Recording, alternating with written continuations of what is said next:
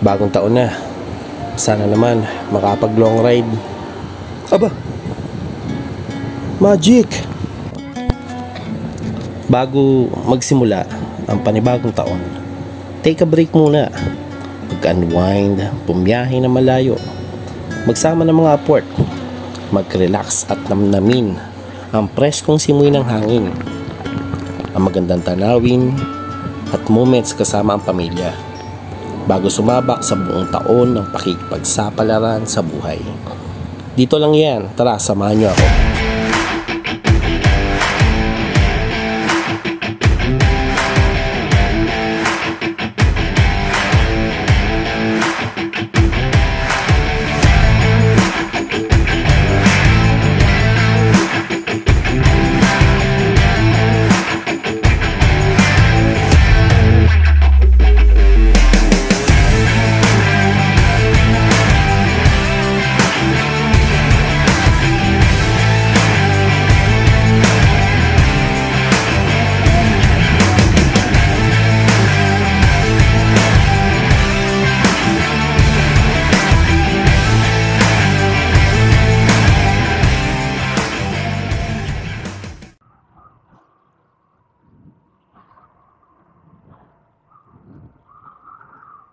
Good afternoon, good afternoon.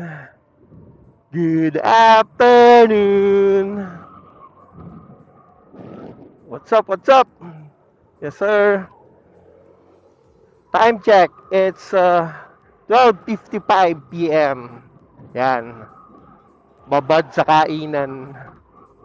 Mas maraming oras dun sa kainan kaysa sa biyahe. Yan. Nice, oh. Meron silang tree house. Yan. Familiar po ba kayo sa daan na aming tinatahak? Yes, meron po tayong short ride. Dito po tayo sa probinsya ng Cavite. Nasa Maragondon na po tayo. Tinatahak po natin yung daan papunta ng Cabiang. Yes, sir. Tama. You heard it right. Cabiang Tunnel. Kasama po natin si Coach Ron, Coach David at Coach Monmon. Yan. Kasama po natin yung may dalawa kaming kasamang bagets, si Alucard saka si Ate Kyrie. Yan. Oh, Sunday Pills.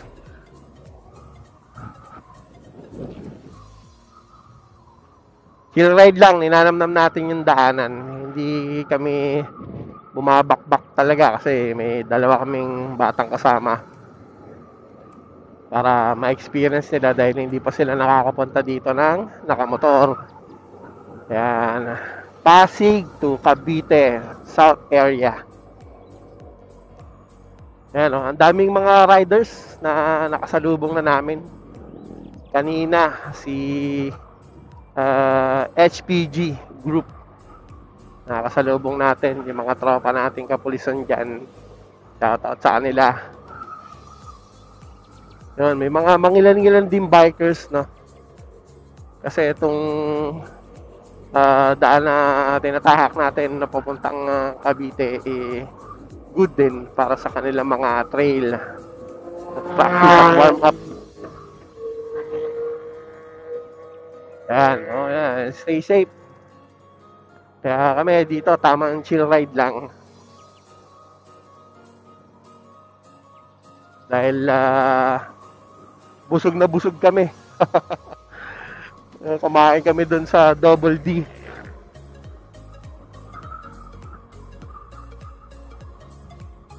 Ayan, may mga bikers, may mga riders yan kasi puntahan din talaga ito ng mga riders. Alam ko may mga mangilan-ngilan na rin na pumipitik dito.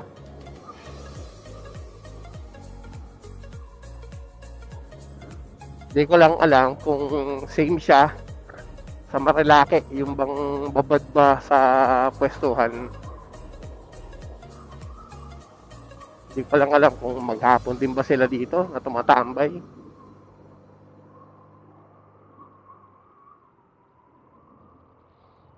Ang ganda ng klima. Hapon na. Lagpas na ng kapananghalian, pero ang atmosphere po dito, kahit may kainitan na ng araw, presko at malamig. Para siyang Tagaytay feels.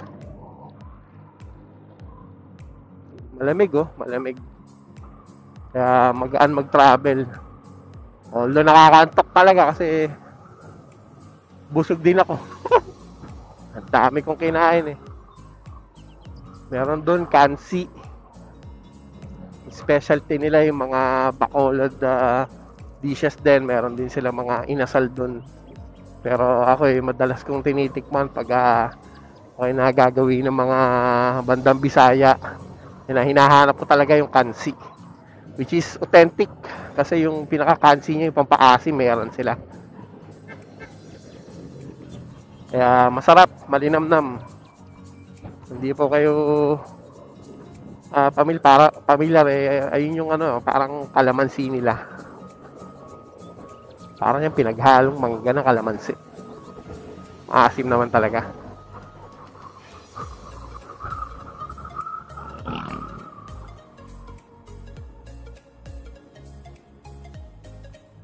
Shout out nga pala, Michelin Tires.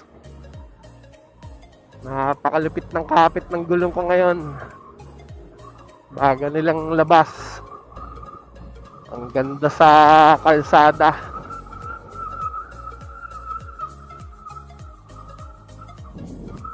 Nakahusay, ang ganda ng grip.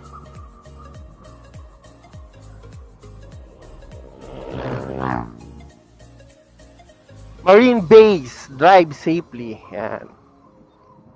Ang mga kurbada po dito, hindi ito kagaya ng Marilaki na malalawak yung kalsada. Ito parang nasa 4 to 5 meters lang ang lapad niya. Kaya ingat-ingat sa mga palalim, pababa, paahon, kalsada. Kasi nga medyo steep kagaya niya, no? May kurbada. Baba, ayan, di ba?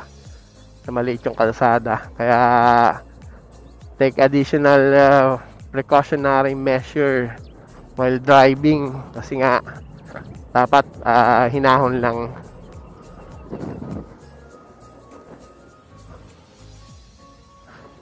Sa part na to, ito mga part na to, may mga mangilan-ngilan, paminsan-minsan pag seswertehin ka, may makikita ka dyan ng mga Philippine macaque. Mga unggoy po yan na native dito sa atin sa Pilipinas.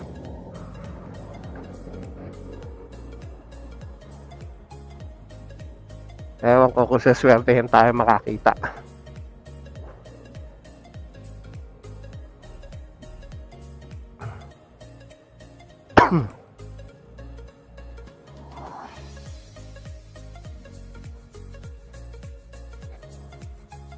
Andito na po tayo sa entrada ng maganda at bagong hagot ng kalsada nila dito. Talagang malapad na, no? Binabalik-balikan ko dito yung mga nagtitinda ng mga lobster. Madami yan dito. Kasi dito sa part ng Nasugbu, may mga nahuhuli sila dyan. Way back before, hindi nila pinapansin yan. Pero this time, maganda yung opportunity sa kanila, sa komersyo. Since ito po, mahal po talaga yan. Yan, kung maubusan kayo ng gasolina, meron po yan dito sila na mangilan-ilan din na nagtitinda. Kindly support the locals. Make sure na every time you travel, try to to buy something, no? Kasi ano yan, nakakatulong po tayo sa komersyo nila. Ayan, no? As we speak, ayan, no? May makak, oh. Ayan, no? Makak.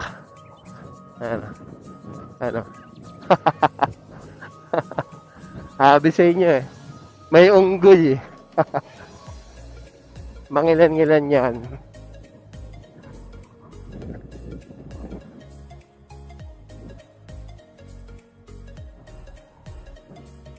Yung mga nagpupunta dito, yan, oh, may mga restriction sila ng speed. 30 kilometers lang per hour ang takbo. Dahil gaya ng sabi ko nga kanina, may liit lang naman ang kalsada rito. Kumbaga, share the road.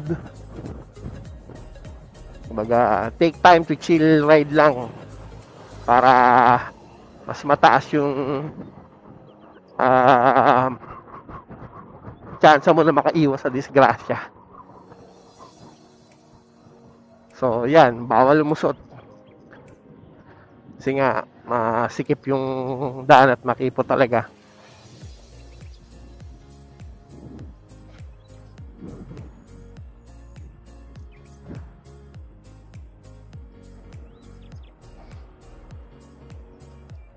Ganda, ang ganda ng ano, ang ganda ng ambience dito ngayon.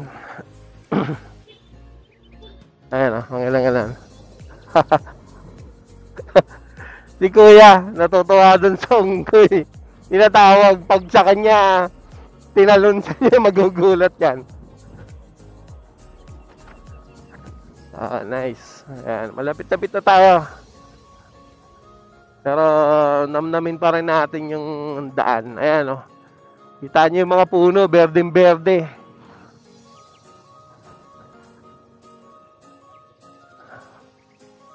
Ayan. Ito pong dinadaanan natin papunta ng Kabyang. Ang diretso po niyan ay Nasugbu. So yung mga papunta ng Nasugbu, ayan, Tuy, Kalatagan, yan, pwede kayong dumaan dyan diretso. Yan po ang pinagdugtong na daanan para makadiretso ng punta ng Batangas proper. Kaya nila binutas yung Kabyang na yan. Kasi way back before, ito hindi pa nabubuksan. Ito yung may mga military post yan sila dito.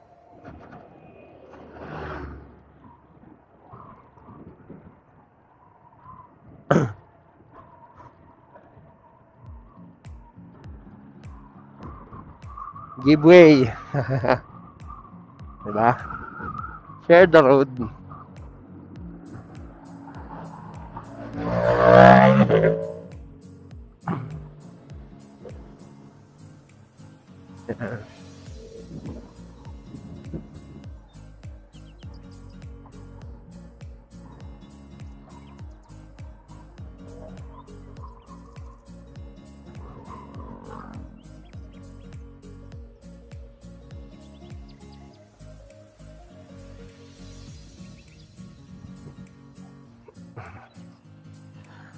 Muchas gracias.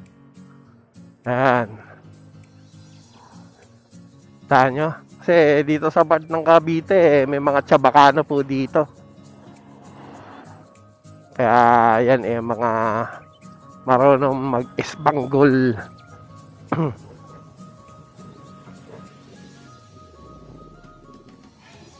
Daming tao ngayon. Crowded. Bangis. Kabyang, what's up?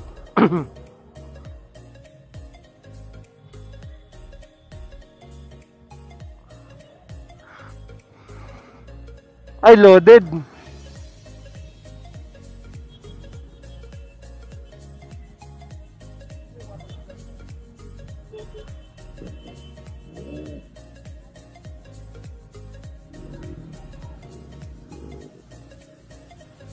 Loaded. Mamaya wala na yan. Doon muna tayo sa kabila. Mamaya na rin tayo mag-picture hapon. Tara.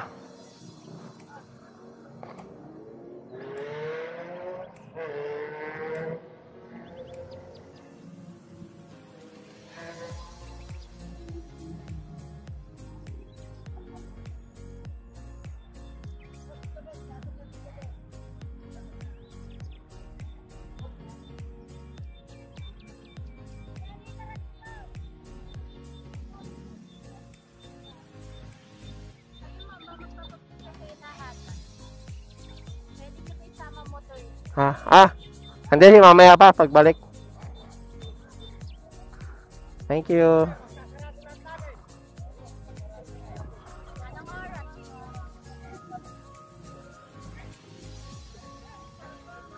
Tara, let's go. Let's go.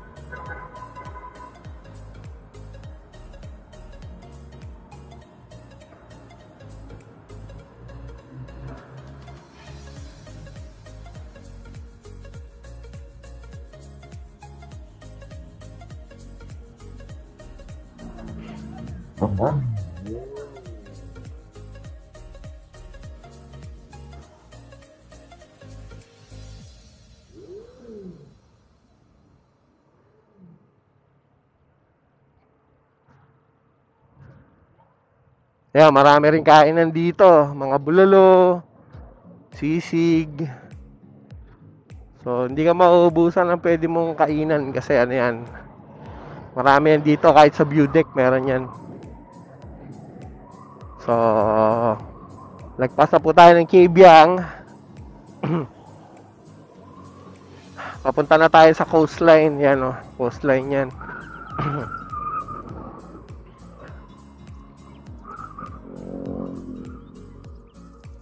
Coastal na yan. Ayan o. Nakita na siya rito. Maganda. Ay, napakahusay, no? Bataan na yan. Yung part na natatanaw na yun, Bataan. Oh, matapin.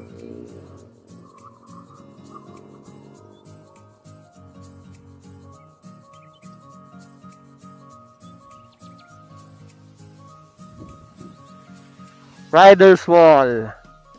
Ano? Sheesh. Ganda. Ayan. Ah, may ano na. May canopy na. May canopy na siya. Oh.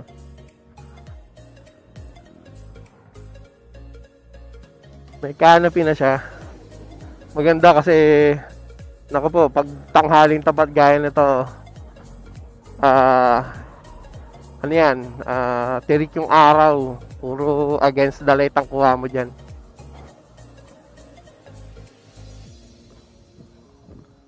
Dito tayo sa baba.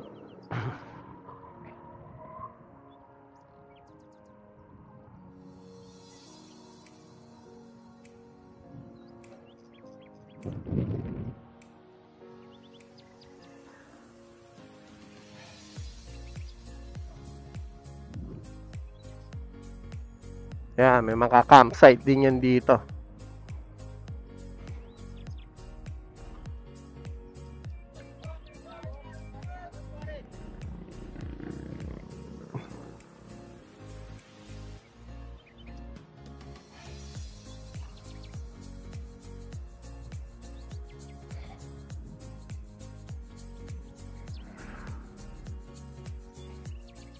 Dito, pwede na tayo dito eh.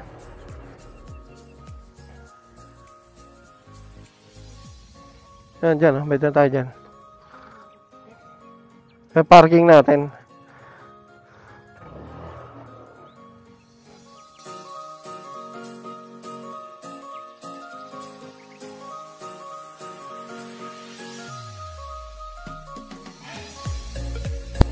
Salamat nga pala sa mga nanood.